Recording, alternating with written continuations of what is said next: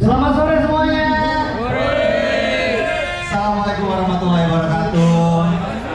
Semoga semua dalam kondisi sehat walafiat. Sesuai tamu kita sore hari ini, saya akan mengutip kata-katanya kalau di opening lagi di YouTube. Semoga semua dalam keadaan bersyukur karena hari ini masih ada. Apapun kendaraan Anda, kondisi kendaraan harus tetap bersyukur. Bener ya Mas? Tuh. Di belakang udah ngasih jempol. Ini buat tanda-tanda Velocity, tepuk tangan dulu dong. Apa kabar? Baik. Baju dari kemarin masih sama ini? Beda. Ada dua. Yakin. Ada dua apa tukeran? Oh mukanya kayaknya nggak seger, kenapa ini? Ngantuk. Oh ngantuk. Hati-hati kalau lagi nyetir nggak boleh ngantuk ya. Nah sore ini selain dari Om dan Tante Velocity, ini ada juga para customer kita, mohon maaf diganggu untuk dealing-dealingnya, bisikan-bisikan pengaturan harganya sedikit kita tambahkan bumbu-bumbu pemanis. Karena soal ini sore hari ini kita ada hal yang manis. Kita membahas dengan konten kreator YouTube. Beliau ini saya baru nonton tadi siang dari Bogor ke sini, saya sambil nontonnya di mobil. Ya, suaranya doang. Kalau mata kan harus tetap fokus, ya kan? Maksudku ini ternyata seru banget. Berawal tadi udah ngobrol dari sebuah perjalanan yang tidak disangka-sangka, tidak direstui oleh orang tua, sampai akhirnya dapat izin menikah, memutuskan dari video pertama ini lanjut untuk menjadi seorang YouTuber. Perjuangannya luar biasa, sampai akhirnya sekarang menjadi salah satu pengisi untuk di YouTube channelnya Toyota. Udah ada yang subscribe loh. Saya nggak yakin ini kuotanya pada nggak ada. Ada nggak punya kuota yang ada dari wifi. Ini untuk mungkin para calon customer pemilik kendaraan dari Avanza maupun juga Veloz. Ini harus simak obrolan sore hari ini karena apa? Beliau ini benar-benar mengupas secara adil ya keunggulan dari Toyota, Avanza dan juga Veloz. Kenapa harus punya? Dan tentunya keunggulan yang dimiliki. Kalau kemarin kita udah ngupas barengan sama Mas Erik Sukamti yang berkeliling Indonesia, ngebongkar juga gimana kuatnya Avanza, nyamannya Avanza, bandelnya Avanza, ditempuh dengan jalur yang wedan gitu kayaknya. Kalau ini kita bahas soal tips-trik yang bisa diambil dan diaplikasikan untuk kita sehari-hari menggunakan kendaraan dari Toyota. Nah sebelum saya undang ya, saya ingin mengajak para pemirsa yang ada di sini untuk menyaksikan tayangan berikut ini dari tamu kita yang sesaat lagi akan saya panggil. Silakan, selamat menyaksikan. Tenang, ini bagian dari konten.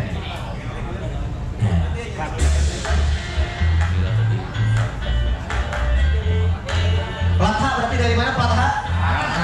Oh, pada bagus ya. Pengemudi Nilai IPS ya bagus. Pengemudi yang selalu siaga dalam keadaan apapun. Tidak hanya siaga soal mengemudi atau menyetir, tapi juga siaga membawa barang-barang yang kita butuhkan selama mengemudi, dan yang pasti yang selalu bikin kita happy selama perjalanan. Lalu barang apa saja yang selalu saya bawa dalam mobil? Mari kita lihat.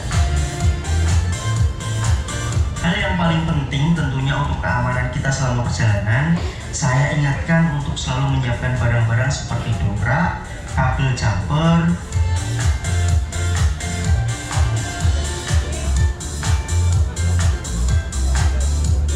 kabel derek, dan beberapa tool lainnya. Dengan adanya benda-benda tersebut sangat membantu saya selalu tenang saat menyetir. Selain itu, saya juga membawa barang-barang non-teknis agar perjalanan lebih menyenangkan dan nyaman. Standarnya sih seorang pengemudi selalu memastikan perlengkapan handphonenya tidak ketinggalan, karena handphone itu begitu penting. Bisa untuk hiburan, bisa untuk membantu saya selama mengemudi di jalan. Jadi ketika masuk ke mobil, pastikan perlengkapan seperti kabel charger, power bank sudah aman dibawa.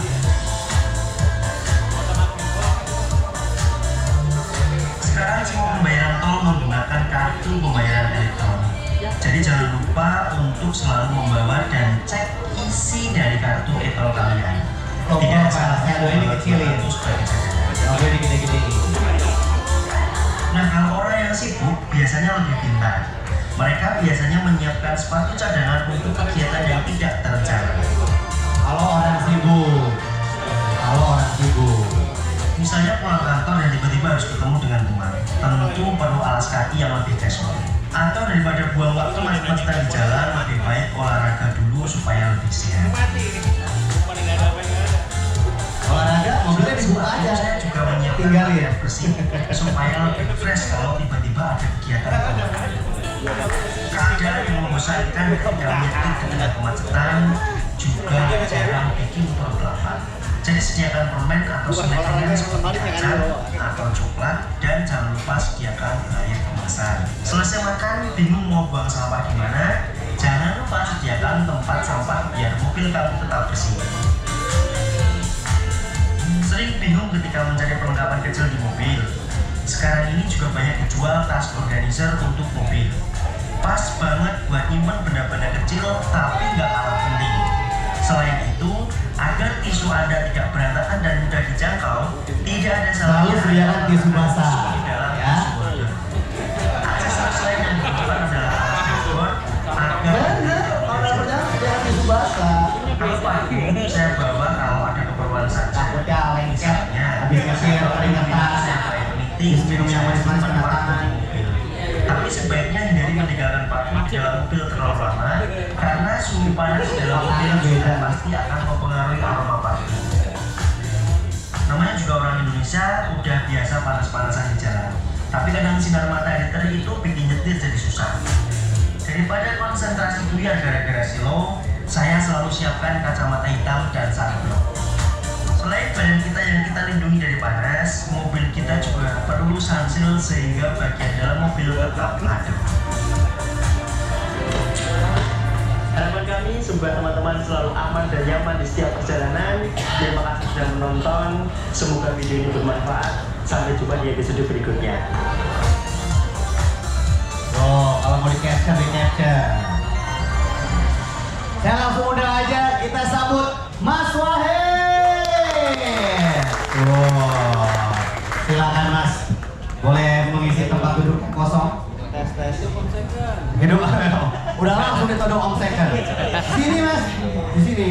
Oh iya benar, ternyata subscribernya sekarang sudah 625k. Wih. Bukan lumayan, itu beda 1000 sama saya. 1000 kali berapa? Coba miking tes. Agak dinaikin boleh mic-nya?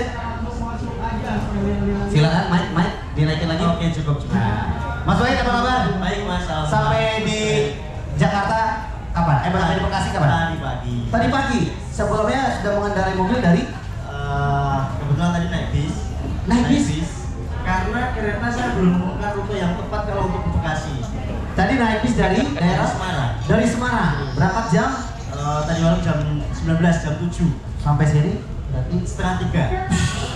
luar biasa. Jadi Langsung tidur di Semarang kok? iya dong. Enggak ada. Ini apa? Iya aja lagi. Nah, bentar, mau dipendekin? Udah cukup, jangan goyang-goyang. Ini Mas Wahid ini kalau misalkan Om Tante dan juga para pengunjung lainnya, kadang kan melihat orang tuh siapa sih? Tapi kalau misalkan mungkin untuk Anda yang pecinta otomotif dan sering nyari tips dan trik melalui tutorial YouTube, ini rajanya saya bilang. Karena benar-benar mengulas dari hal yang detail sekali. Tadi saya nonton, video yang pertama saya nonton adalah soal mengecek kendaraan bekas. Kalau kita mau beli, jangan dibohongi sama kilometer. Nah, ternyata itu baru pengetahuan yang ada lagi. Ditambah lagi kalau misalkan mau ngecek kendaraan dari mesinnya, mau ngeceknya dari mana? Dari sisa-sisa baut, kemudian juga tutup-tutupan harus dicek, bekasnya seperti apa. Sampai ke injekan pedal gas, pedal rem, persneling itu dicek. Sampai kita mungkin saya juga nggak sadar kalau ternyata harus dicek seperti itu. Nah tapi Mas Wahid sekarang kesibukannya selain sebagai konten kreator apa aja Mas? Saat ini alhamdulillah saya hanya sebagai konten kreator. Beberapa tahun yang lalu saya masih menjadi pendidik, saya masih kerja di travel dan lain-lain, tapi itu semua sudah resmi keluar supaya bisa fokus di YouTube. Wih, Tapi alhamdulillah membawa ini kan, membawa manfaat peningkatan yang baik untuk channel kami sendiri. Wih, tapi Mas, ini kalau tadi kan baru cerita ke saya nih soal perjalanan panjang beranjak menjadi seorang content creator. Mungkin sekarang boleh diceritain sama para pengunjung di sini awal mulanya dari pegawai travel, mulai bikin videonya apa, akhirnya memutuskan serius menjadi content creator, sempat videoin jadi makeup artist, ya kan? Boleh diceritain biar teman-teman tahu perjalanannya. Oke, semoga cerita ini bermanfaat. Jadi opening yang kamu ceritakan tadi, saya selalu mendoakan penonton itu, teman-teman semoga kalian semua selalu dalam keadaan baik dan tetap bisa bersyukur dalam keadaan apapun. Karena syukur itu kan kunci. Betul. Kita tidak pernah tahu keadaan kita saat ini itu apakah yang terbaik apa tidak. Benar. Bisa jadi saat kita punya uang, belum tentu itu yang terbaik bagi kita. Betul. Tapi bisa jadi saat kita di titik terendah, itu mungkin sesuatu yang sedang diinginkan oleh Tuhan supaya kita lebih baik. Yeah. Nah, 2012 saya menunggu wisuda calon istri saya, kemudian lulus dan langsung saya dalam tanda kutip seriuskan ke orang tuanya. Bapak, Ibu, saya serius dengan anak Bapak untuk saya jadikan istri, tetapi sebagai bahan pertimbangan saya belum bekerja. Singkat cerita seperti itu. Diizinkan asal anaknya suka, tapi alhamdulillah anaknya suka seperti yang saya ceritakan tadi. Tapi kan yang namanya belum bekerja biar bagaimanapun itu sesuatu yang berat.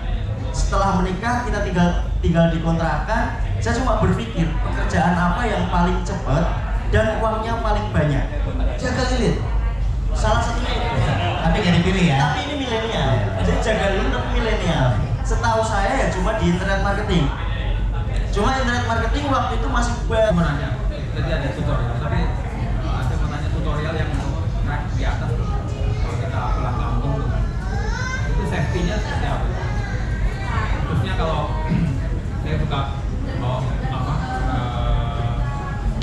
gas ya maksudnya, nggak jalan saya suka masak sendiri di bawah. Oh, portable. Nah, itu kira-kira Aman atau enggak? safety-nya seperti apa? Ternyata Pak Reno ini seorang petualang. Bapak temenin Dora? Bukan? Oh iya lagi. Gimana Mas? Oke, soal rak di atas. sebenarnya aman asal kita mengikuti regulasi yang diterbitkan oleh pembuat rak itu. Kan ada tipenya yang tertutup, ada yang cuma rak biasa, berapa kilo maksimal loadnya, kemudian cara pasangnya juga sudah sesuai petunjuk. Kan nggak mungkin misal maksimal 5 kilo kita isi 3 kilo akhirnya talang. Yang paling bermasalah, yang paling saya takutkan adalah mobil kita cacat karena pemasangan roof rack yang tidak benar. Itu aja sebenarnya, asal ditali yang benar. Kalau musim hujan diterpal yang benar dan ditali sekali lagi dipastikan, itu boleh. Karena tidak mungkin diciptakan kalau itu tidak diperbolehkan atau melanggar. Jadi saya pernah beli, saya pernah pasang waktu mudik.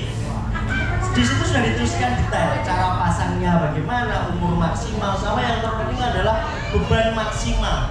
Paling aman yang tertutup, karena nggak mungkin akan melebihi batas dan lain-lain. Pasti sudah diukur antara gerbang tol, terowongan jembatan dan lain-lain oleh mobil dan produsen roof box-nya itu pasti sudah diukur. Jadi saya pikir insya Allah aman, tidak akan masalah asal tidak kelebihan beban dan cara ngikat kita Sesuai petunjuk jadi ya. Nah ini kalau soal Pak Reno ini soal petualang, jadi di dalam mobil bawa kompor portable. Bagaimana kalau misalnya keguncang-guncang? nggak masalah kan, sejauh tidak dikonekkan dengan kompor sama gasnya kan nggak mungkin bisa keluar api. Tapi Pak di mobil suka merokok? Enggak, oh, aman ya. Nanti takutnya ada kebocoran gas, pipa-pipa gasnya itu bahaya Pak. Nanti Bapak jadi gas itu jadi nos. Jadi Bapak makin kencang, bahaya Pak. Untuk Bapak kaget lagi santai, nos kencang. Ada lagi yang mau nanya silakan? Oh ini dari depan. Tapi ini yang nanya kali ini nggak dapat hadiah ya. Jangan kayak kemarin kalau dapat hadiah jadi pada nanya. Nah namanya siapa? Udah pada tahu. Kan yang lain belum kenal. Mas Wahid belum kenal. Saya Lucky dari Velocity. Saya beberapa kali lihat konten yang mencari mobil second itu. Saya mau nanya kayak tadi masalah safety kendaraan. Cara safety kendaraan, posisi nyupir. Duduk, posisi Ya. duduk. Kalau kayak supir angkot kan mereka maju tuh. Saatnya posisi tiduran dan sebagainya. Itu posisi yang paling safety yang mana? Yang penting posisi ternyaman Bapak Ibu. Karena safety itu akan muncul ketika kita nyaman. Kalau kita nyaman, kita akan lebih konsentrasi mengemudi. Jadi posisinya bagaimana kembali ke masing-masing orang karena tinggi orang berbeda, jenis mobil berbeda, ada yang duduk, ada yang agak tinggi. Jadi kalau mau diukur dengan seberapa, yang penting tangan tidak terlalu lekuk, cukup segini lah. Kalau terlalu panjang kita akan susah, kita harus respon cepat. Kalau terlalu panjang takutnya pasti beraka. Karena kan setir begini nih. Ada titik terdekat tapi ada yang jauh. Iya. Nah, jadi cukup lekuk segini. Ini sudah nggak pegel insya Allah. Sama yang itu disesuaikan dengan punggung. Rebah seberapa. Nah, itu kan di tangan. Sama terpenting di kaki. Kaki itu sama sliding yang bawah itu jangan terlalu lekuk kakinya, nanti akan mudah capek dan kram. Agak lurus tapi yang penting mas kita bisa menguasai pedal rem, kopling dan gas dengan cukup. Udah itu saja karena kalau ditanya seberapa nggak ada rumus pastinya. Karena setiap orang berbeda-beda. Berbeda-beda. Tinggi badan itu paling penting. Postur tubuh seperti perut itu juga penting karena terlalu dekat nggak bisa muter. Wah, bentar. Wah, mentok. Ya kan? Jadi Mentok. Makanya pakai velos. Agak luar. Pas. Mantap. Jadi masing-masing orang berbeda. Bapak ibu sendiri yang tahu senyaman apa. Oke, pada awal belajar mungkin masih banyak yang terlalu maju. Tidak masalah, itu posisi aman, nyaman versi dia dalam belajar. Toh kita dulu juga begitu. Kalau ada yang tanya juga paling baik pakai alas kaki apa tidak dalam belajar, saya kembalikan lagi. Tapi yang terpenting ketika memilih tidak pakai alas kaki, jangan sampai alas kakinya ditinggal ditaruh di ruang kemudi.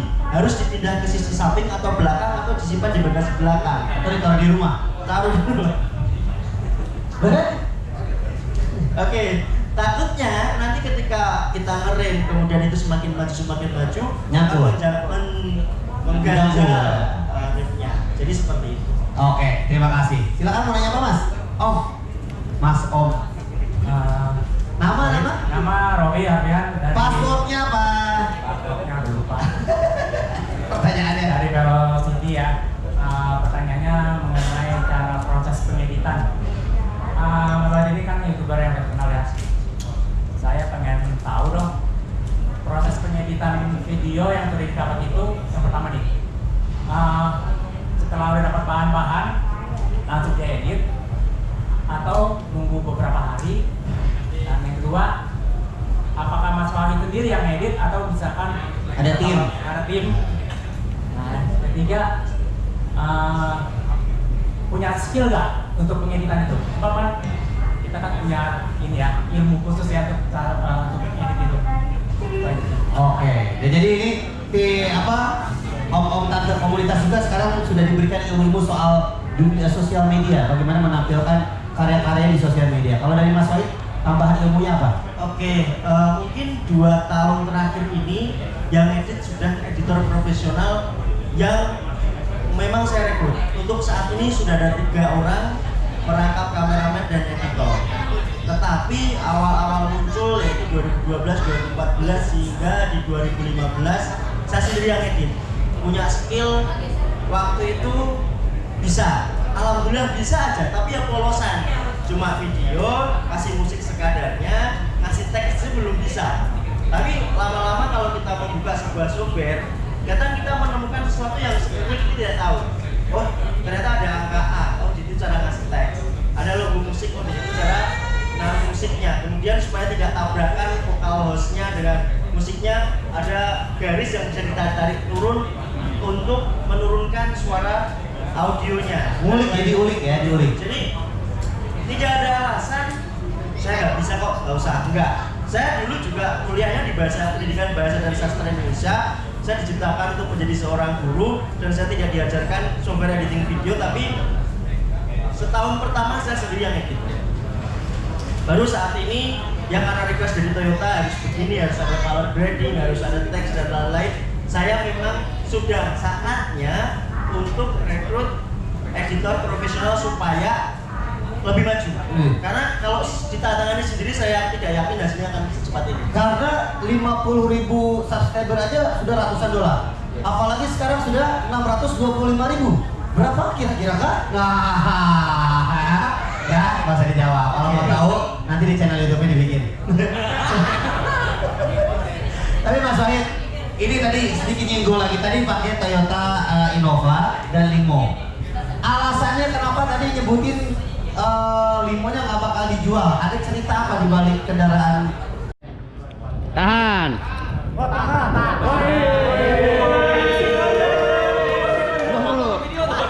Video.